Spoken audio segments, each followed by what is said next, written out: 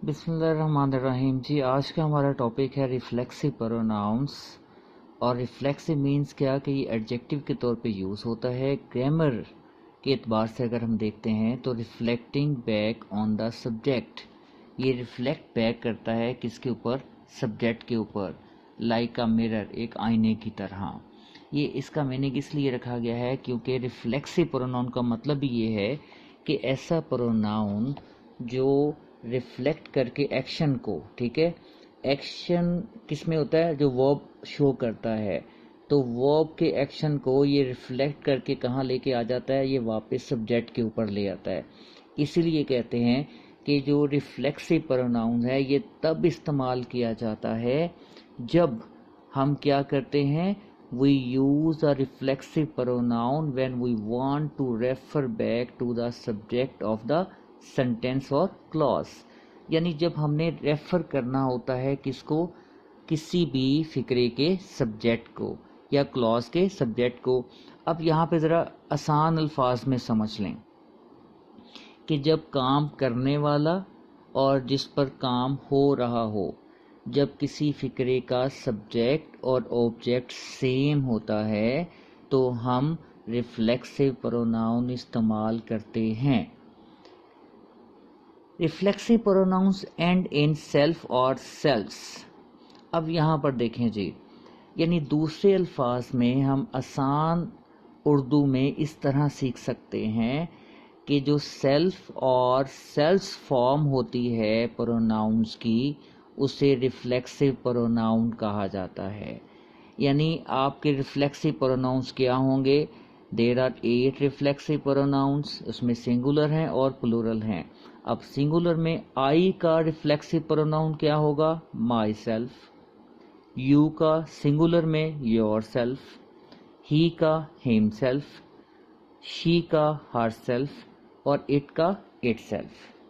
Then plural में आ जाएं तो वी का आवर सेल्स, यू का प्लूरल में योर सेल्स और दे का देम सेल्स। यानी द सेल्फ और cells form of a pronoun is called reflexive pronoun. एक बात तो आपने ये याद रखनी है कि रिफ्लेक्सिव प्रोनाउन वो प्रोनाउन होता है जिसमें हम सेल्फ या सेल्फ्स का इस्तेमाल करते हैं। जैसे आई का माई सेल्फ हो गया, ही का हिम सेल्फ हो गया, दे का देम सेल्फ्स हो गया। ठीक है, ये है रिफ्लेक्सिव प्रोनाउन। और इस्तेमाल कब करना है? कि जब आपने वर्ब के एक्शन को जो है वो वापस कहाँ लेकर आना है? सब्जेक्ट पर। अब जब हम करेक्शन की बात करते हैं तो हमेशा याद रखिएगा, करेक्शन में आपने जो सबसे मेन चीज़ याद रखनी है वो सिंपल, बहुत सिंपल है, याद रखिएगा। ठीक है, सिर्फ ये है कि हम लोग उसकी प्रैक्टिस बहुत कम करते हैं जिसकी वजह से वो हम नहीं कर पाते पेपर में, जबकि ये बहुत सिंपल है। आप यूं भी कह सकते हैं कि इसका जस्ट एक ही रूल है। For example, we use a reflexive pronoun after the following verbs. अब जो चीज़ याद रखनी है करेक्शन के लिए, वैसे अगर आप रिफ्लेक्सिव प्रोनाउन का टॉपिक लेंगे तो ये बहुत वास्ट एक टॉपिक है, बहुत वसी ये जाता है, गहराई तक जाता है ये। ठीक है, लेकिन जब आप करेक्शन की बात करते हैं, चाहे वो कोई भी एग्ज़ाम हो, तो याद रखिएगा आपको जस्ट और जस्ट रिफ्लेक्सिव प्रोनाउन का एक ही रूल याद रखना है, और वो ये है कि चंद ऐसी वर्ब्स होती हैं जिनके साथ फौरन रिफ्लेक्सिव प्रोनाउन का लगना ज़रूरी होता है। ये बात याद जो है ना, रखनी है आपने हमेशा कि फौरन बाद, यानी जहाँ पे वो वर्ब आएगा उसके फौरन बाद ही आपने क्या करना है? रिफ्लेक्सिव प्रोनाउन लगा देना है। अब ये वर्ब्स कौन कौन सी हैं? Amuse, avail, blame, then cut, dry, enjoy, help, hurt, behave, introduce है, किल है, अडेप्ट है, एब्सेंट है, अवेंज है, एक्सर्ट है, मेक एंड एक्विट। ये आपके पास वर्ब्स की काफ़ी ज़्यादा वैरायटी यहाँ पर मैंने लिखी है, सिर्फ इसलिए कि आप मैक्सिमम इस रूल को क्योंकि ये बाद में एमडी कैट में एंटी टेस्ट में बहुत काम आता है, बीए में ये बार बार आया हुआ है, ठीक है। जो सेकेंड ईयर के स्टूडेंट्स हैं वो इस रूल से बहुत ज़्यादा फ़ायदा ले सकते हैं, तकरीबन हर दूसरे साल ही आया हुआ है। इसमें जो सबसे इम्पोर्टेंट है जिसको आप हाईलाइट कर सकते हैं वो अवेल है। नंबर 2 अवेल के बाद आप कर सकते हैं इंजॉय को, उसके बाद आप कर सकते हैं हेल्प को, हेल्प के बाद आप कर सकते हैं अडेप्ट को, एब्सेंट, उसके बाद है अवेंज, और उसके बाद है मेक और एक्विट। ये वर्ब्स तकरीबन 90% जो है इनका इस्तेमाल किया जाता है, और बाकी भी वर्ब्स ज़हन में ज़रूर होने चाहिए। लेकिन सेकेंड ईयर के लेवल के ऊपर अवेल का वर्ड सबसे ज़्यादा इम्पॉर्टेंट है, और नंबर 2 पे आ जाता है इंजॉय। अगर हम ग्रेजुएशन की बात करते हैं तो वहाँ पे मेक का लफ्ज़ है, वहाँ पे अवेंज का लफ्ज़ बहुत इंपॉर्टेंट है, अडेप्ट का, एब्सेंट का और अवेल का भी, ठीक है। तो ये डिफरेंट हो जाते हैं जैसे जैसे आपकी लेवल जो है वो बढ़ता जाता है, याद रखिएगा। तो आपने हमेशा एक बात याद रखनी है कि अम्यूज़ होगा, फॉर एग्जाम्पल आई अम्यूज़ है तो उसके बाद माई सेल्फ, आई अवेल है तो अवेल के बाद माई सेल्फ, ऐसे ही ब्लेम, उसके बाद cut, dry, enjoy, help, hurt, behave, introduce, kill, adapt, absent, avenge, exert, make and acquit. ये वर्ब्स आपको याद करनी पड़ेंगी बहुत अच्छे से, और दिमाग में बैठाना है कि इनके बाद हमेशा रिफ्लेक्सिव प्रोनाउन लगता है। अब ये पेपर में कैसे पूछा जाता है, सब जो है सेंटेंस कैसे आते हैं, I wish the children would behave. अब बिहेव आ गया तो आपको डेफिनेटली इसके बाद क्या लगाना पड़ेगा, रिफ्लेक्सिव प्रोनाउन। और वो कैसे लगाएंगे, अपने सब्जेक्ट को देखते हुए। सब्जेक्ट आपका क्या है, आई, तो आई के मुताबिक यहाँ पे क्या आना चाहिए, माई सेल्फ, तब ये फिक्रा करेक्ट होगा। यानी I wish the children would behave themselves. फिर देखें, I didn't avail of the opportunity, ऐसे आपको आएगा। ये स्पेस मैंने इसलिए दी है ताकि आपको ये वाज़ेह हो जाए कि एरर कहाँ पे फॉल करेगा आपका।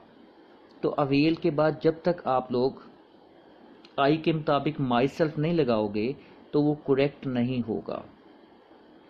नेक्स्ट है he avenged space on the king, avenge आ गया, अवेंज के बाद भी रिफ्लेक्सिव प्रोनाउन जरूर लगता है, तो ही अवेंज्ड हिमसेल्फ यहाँ पे आपको लगाना होगा, तब आपका ये फिक्रा करेक्ट होगा। नेक्स्ट है लेट्स एंजॉय, अब एंजॉय आ गया है तो इसके बाद रिफ्लेक्सिव प्रोनाउन जरूर आएगा, पीछे अस लगा हुआ है, इसका मतलब है वही हम मुराद लेंगे, तो यहाँ पे क्या आ जाएगा, आवरसेल्व्स, लेट्स एंजॉय आवरसेल्व्स। अब आप इस सेंटेंस को हमेशा ऐसे ही ठीक करेंगे, और ये तकरीबन हर साल पेपर में ज़रूर आता है, इसलिए आपको इस रूल को बहुत अच्छे से सीखना है। और क्योंकि ये एक ही रूल है तो आप उसको बहुत अच्छे तरीके से सीखते हैं।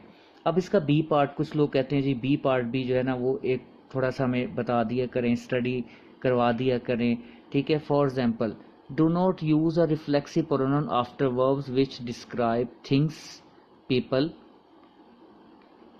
usually do for themselves, such as wash, shave, dress, hide, rest, stop, turn, move, qualify, enlist है, keep है, feel है, relax है।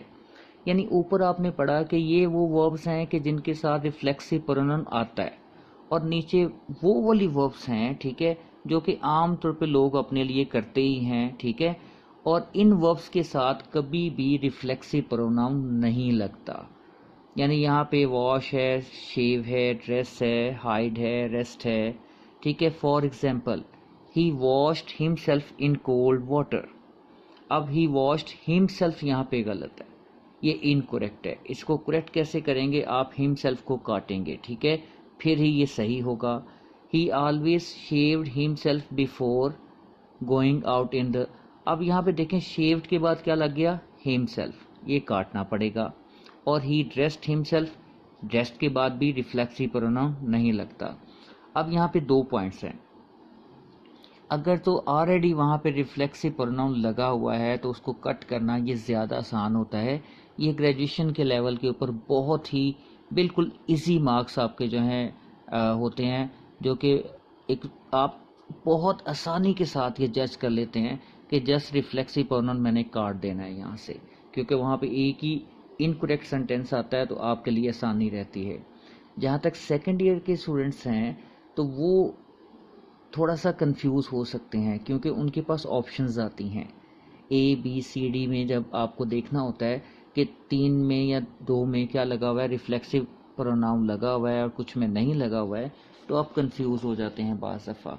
तो यहाँ पे एक बात याद रखिएगा कि सेकेंड ईयर के जो स्टूडेंट्स हैं उनको तो बहुत ज़्यादा जो है वो केयरफुल रहना पड़ेगा दोनों साइड से, यानी उनको ग्रिप लेनी पड़ेगी ये जो वर्ब्स हैं जिनके साथ रिफ्लेक्सिव प्रोनाउन लगता है, और जो ऐसी वर्ब्स हैं जिनके साथ रिफ्लेक्सिव प्रोनाउन नहीं लगता, ठीक है, आप ये सपोज कर लें कि हमने सिर्फ ये वाली वर्ब्स करनी है जिनके साथ रिफ्लेक्सिव प्रोनाउन लगता है, ठीक है, और बाकी तमाम जो वर्ब्स हैं उनके साथ रिफ्लेक्सिव प्रोनाउन नहीं लगता, ठीक है।